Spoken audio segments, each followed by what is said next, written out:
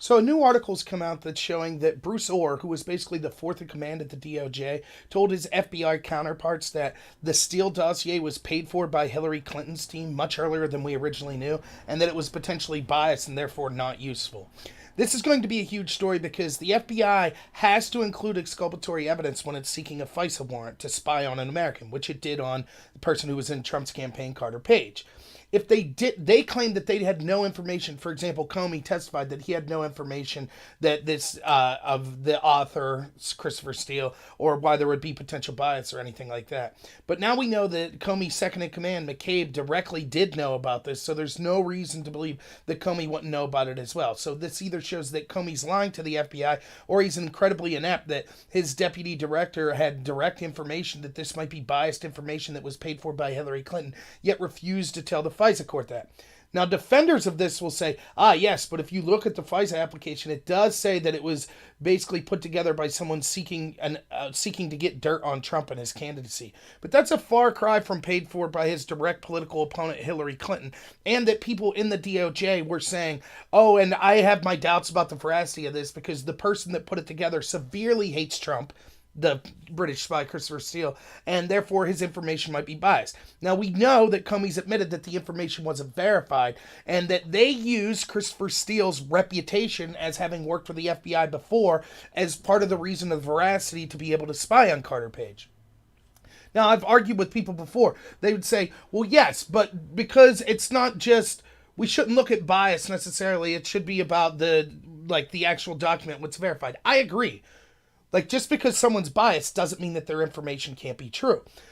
But the FBI and Comey's admitting that they weren't able to verify many of the claims in this FISA application. And remember, the FISA application, the bar is supposed to be very high. It should be even higher when you're talking about potentially spying on a candidacy for president. So they had to prove, they were alleging that not just Carter Spy was an unwitting dupe, but that he was an agent of Russia. And their major proof for this was the Steele dossier, which they admitted they weren't able to confirm much of the information there within. That means they shouldn't have been allowed to spy. They have to have a pretty good idea before they spy in the first place. That's what our Constitution says.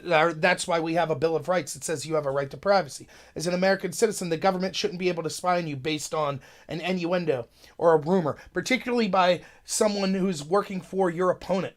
Think of the precedent this sets. All Trump has to do is pay some foreign spy to get dirt saying whoever his 2020 opponent would be was working with the Chinese or the Iranians or the Russians or the Palestinians, etc. Insert any group. And that means that therefore now we're going to wiretap their campaign, send FBI spies in, appoint a special counsel, have multi-year investigations, etc. So it just goes to show. This shows that this was potentially criminal. Regardless of what you think about it, the FBI, the law says the FBI has to release this exculpatory evidence. It did not. Now you might say, well, how would Bruce Orr?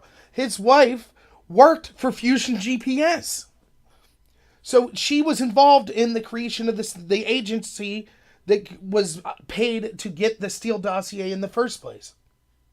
Every day it looks like more and more of a setup. And thankfully, the new Attorney General coming in, Barr, it appears to at least say, giving face value to questions being asked in his confirmation hearing, that yes, he will look into the FBI's investigation and if there was criminal wrongdoing and if they withheld evidence to the FISA court. But it's just another example of the corruption that's going on. They did not release this evidence to the FISA court.